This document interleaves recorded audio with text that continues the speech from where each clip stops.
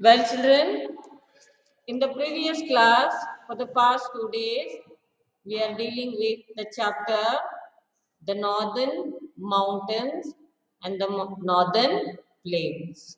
So far, we studied about the northern mountains and the northern plains is in progress.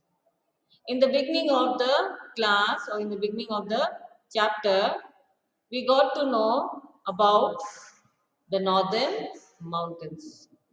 And the northern mountains are areas of land that have risen high above the surrounding area.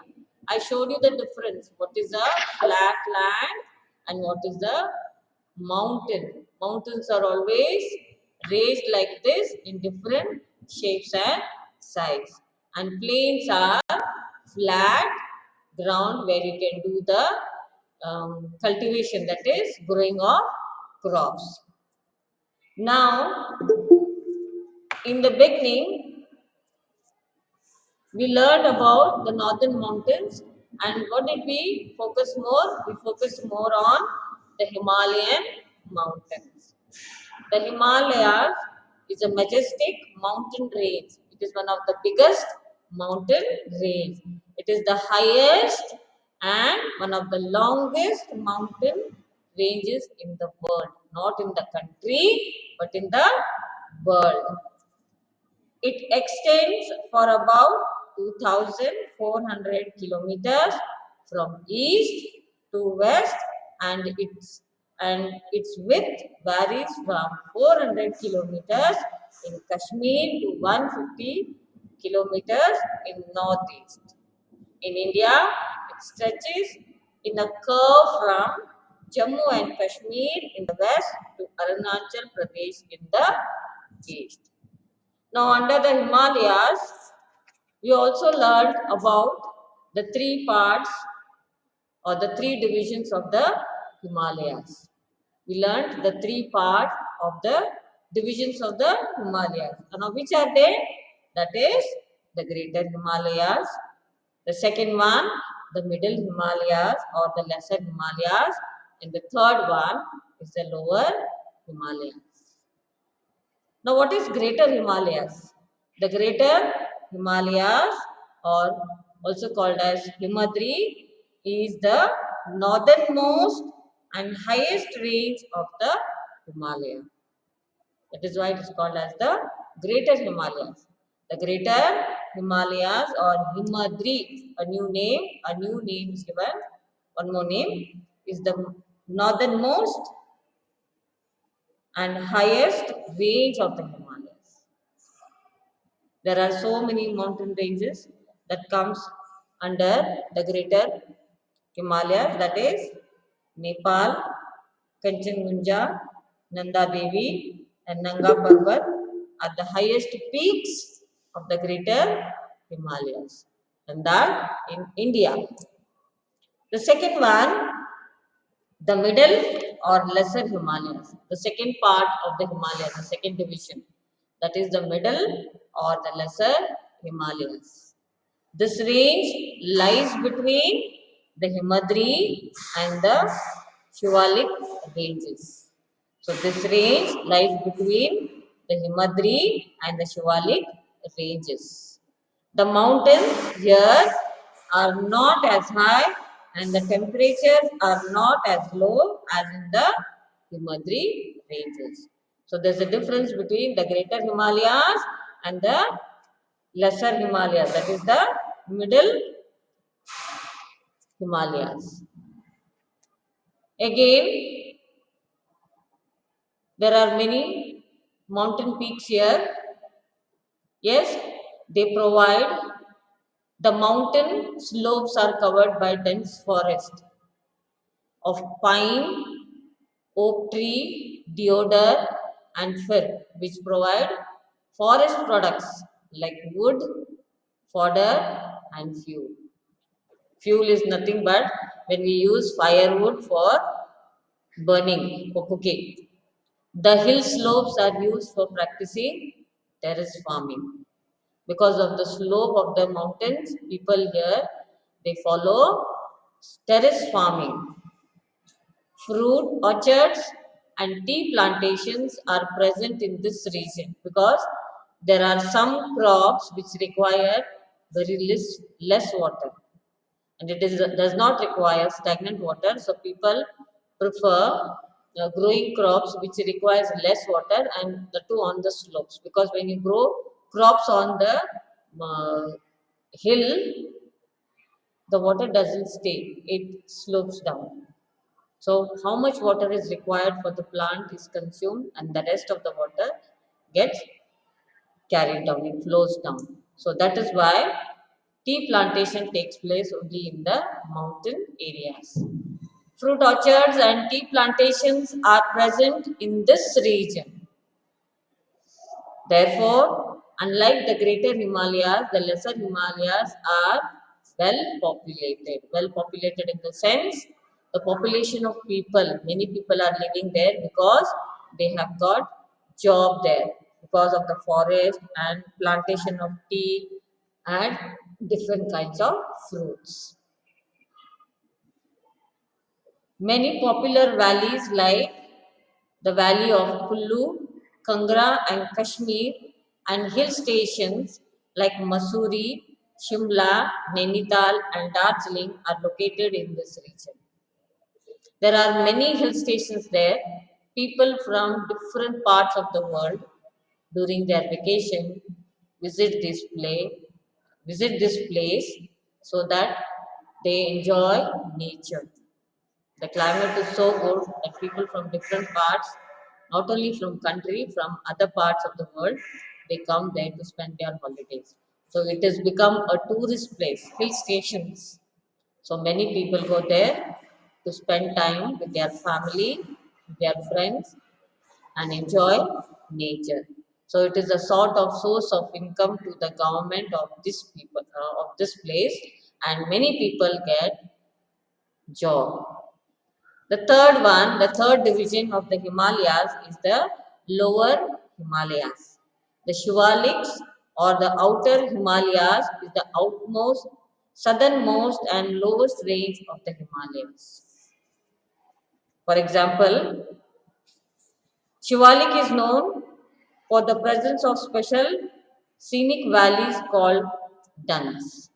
So now again, here there are different hills which are very famous in one way or the other. That is now Dehradun, Patti, Doon, Kotari Doon, and Pinjori Doon. The hills in this region are covered with dense forest and inhabited by rich wildlife. So there are many, because of the dense forest, many wild animals are living in this dense forest. Its slopes are used for cattle rearing and growing crops like rice, potato, and maize. People also rear cattle, goat, buffalo, sheep. They rear there. There are two reasons for rearing cattle. One is for the sake of wool. Second one, they get plenty of milk.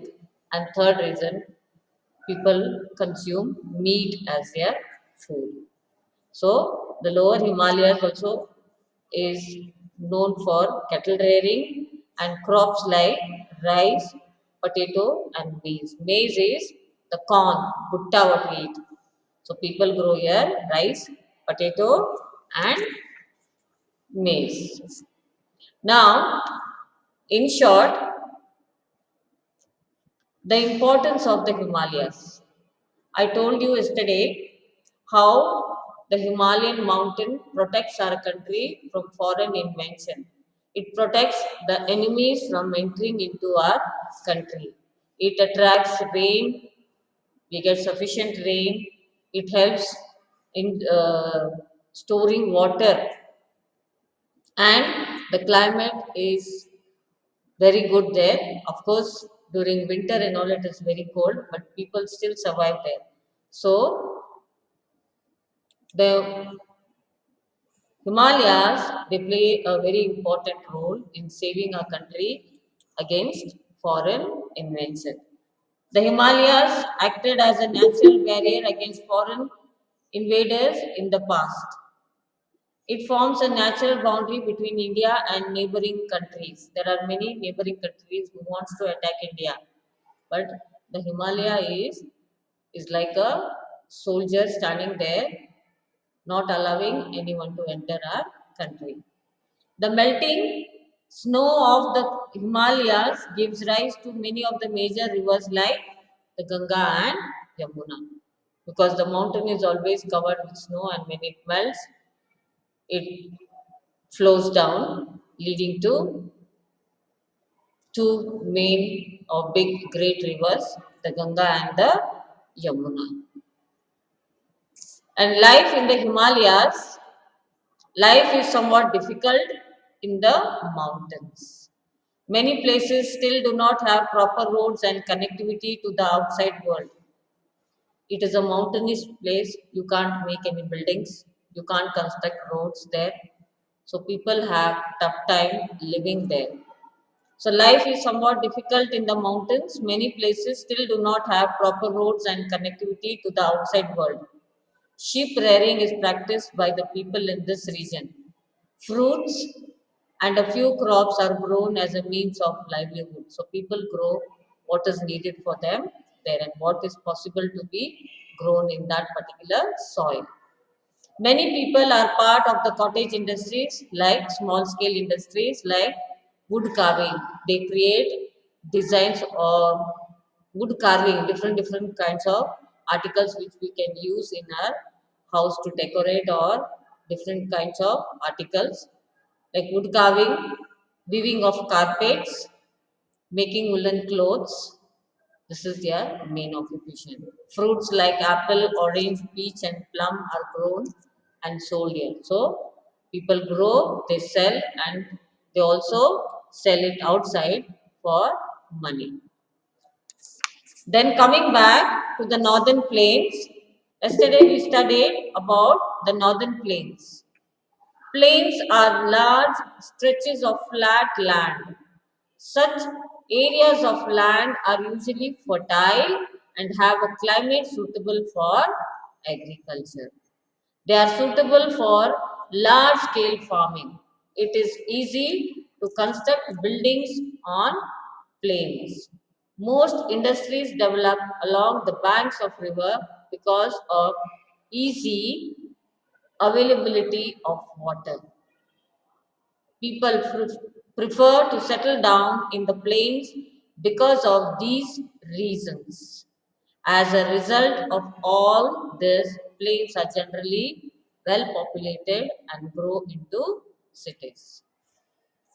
The northern plain is very famous for growing crops because there is sufficient of water and good quality soil. The fertility of the soil helps the people to grow crops in large scale. Now,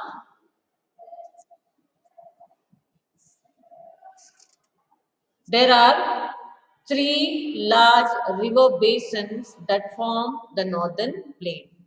I stopped till here. I will continue now. There are three large river basins that form the northern plains: the Ganga basin in the center, the Satluj basin in the west, and the Brahmaputra basin in the east. Now, first one, we are going to learn about the Ganga basin. The Ganga basin. The Ganga basin. First para of Ganga Basin. The Ganga originates from the Gangotri glacier. The first one we study is about the Ganga basin. The Ganga originates from the Gangotri glacier in the Himalayas. It flows through the states of Uttarakhand, Uttar Pradesh, Bihar, and West Bengal. Yamuna is its main tributary. River Ganga meets River Yamuna at Allahabad, and the meeting point is known as Sangam. So, where the place where River Ganga meets River Yamuna, it is called as Sangam. Both two main rivers, that is Ganga river and river Yamuna, they meet at a place at Allahabad. The meeting point is called as Sangam. Sangam is meeting. Rainfall is received during monsoon and eastern part of the plain receives more rain than the western part. So rainfall is sufficient and during the monsoon, rainfall is received during the monsoon and eastern part of the plain receives more rain than the western part. So eastern part of the Ganga basin receives more rain than the western part. Along with the river Brahmaputra, the Ganga forms the world's largest delta, the place where they meet. The place where they meet, known as the Ganga Brahmaputra Delta. In your textbook on page number 26, you can see there's a picture given. Yes, the meeting point, you can see red color arrows are shown. It's a river, they are flowing, and when they meet, it is called as delta. That is, along with the river Brahmaputra, the Ganga forms the world's largest delta known as Ganga Brahmaputra Delta. After this, the river splits into many small rivers before entering the Bay of Bengal. At its mouth lies the dense Sundarban forest, which is the natural inhabitant of the famous Royal Bengal tiger. So after meeting, the rivers disperse. They take different directions and before they join the Bay of Bengal. And because of the dense forest, we have a wildlife sanctuary here. Yes, we have a wildlife sanctuary here. Natural inhabitant means all the wildlife will be living there. The Ganga basin produces more food than any other parts of the country. Healthy yields of rice, wheat, jute, and sugarcane are produced here. So, plantation, farming, growing crops is very important here. Healthy yields, the food crops that we consume, that we eat, like rice, wheat, jute, and sugarcane are produced here. Fishing, navigation, hydroelectricity generations, and industries like cotton textiles and sugar mills are supported by the rivers. Because of the three rivers, that is the Brahmaputra, the Ganga, and the Yamuna, they are able to produce electricity. That is why it is called as hydroelectricity. Electricity produced from water. Electricity produced from water, it is called as hydroelectricity.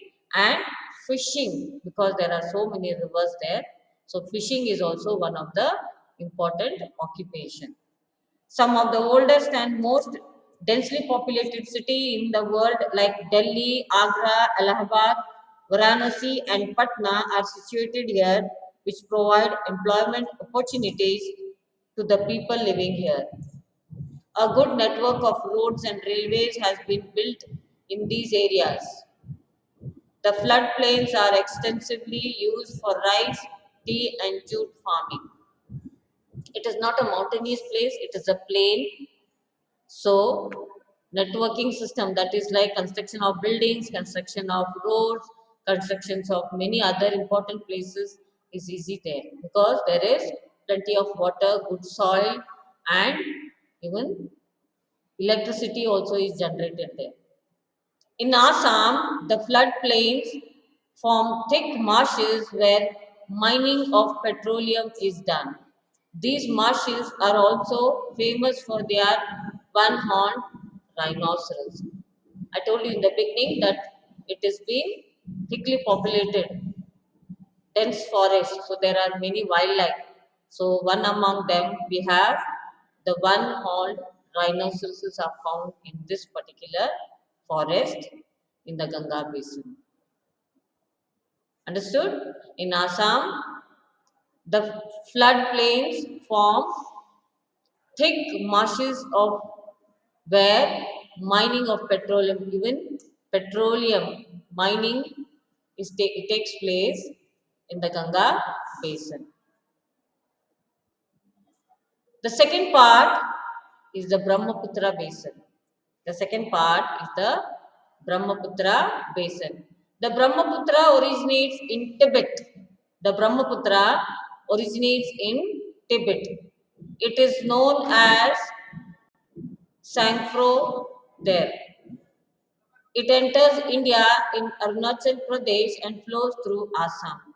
Gradually, it flows southwards and enters Bangladesh. Before it empties into the Bay of Bengal, it joins the Ganga to form Ganga Brahmaputra Delta. Again, they meet together there in the Brahmaputra basin. That is, this region receives heavy rainfall and the fertile soil produced as a result of flooding is excellent for growing crops like rice and jute.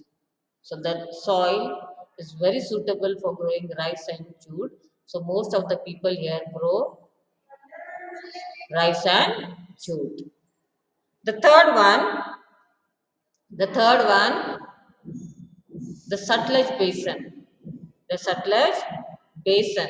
The Sutlej Basin or the Sutlej originates in Tibet and enters India through the Shipkila is the name, pass in Himachal Pradesh. These is the main tributaries of the Sutlej. Sutlej is the name of a river.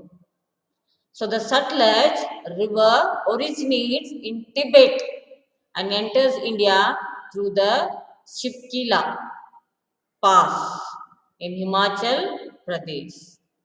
These is the main tributary of Sutlej. Tributary means the branch from where they take diversion and they join some other river in some other place. In India, the Sutlej basin mainly includes the states of Punjab and Haryana.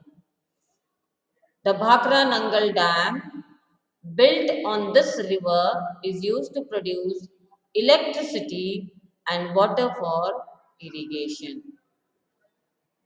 A major project called as the Bhakra Nangal Dam, built on the river, on this river, is used to produce electricity, hydroelectricity, and what provides water for irrigation. Irrigation in the sense a system produced to supply water for the crops, for growing more crops, crops which are grown in bulk, in large scale. You need more, lot of water. So they utilize this water from the Sutlej basin for the irrigation, for supplying water for growing crops. The main crops produced include wheat, rice, cotton, and sugarcane.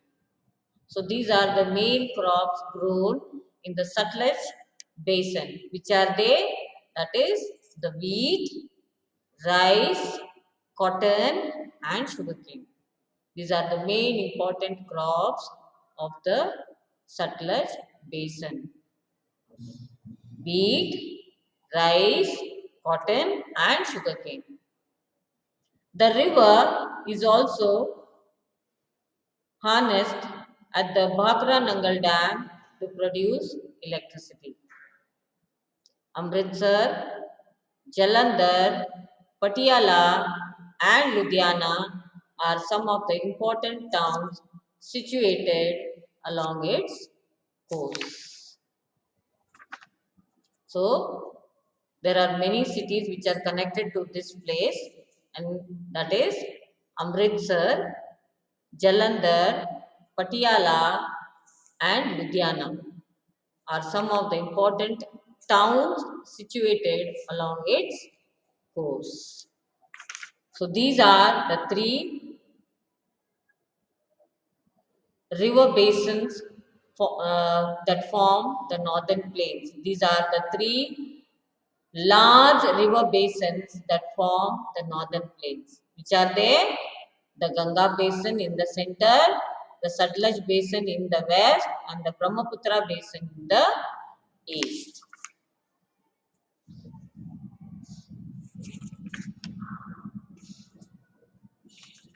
So children, this was all about the northern mountains and the northern plains, what we studied or what we got information from the textbook.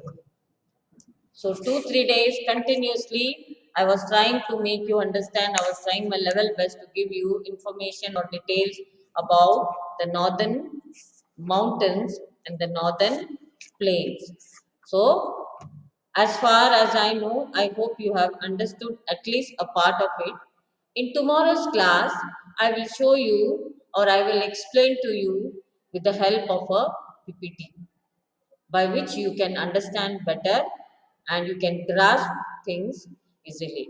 So, the lesson is over, and with the help of textbook, you have to read and understand. Textbooks are meant to be read. If you read it, read again and again till you understand. If you don't read, you will not understand.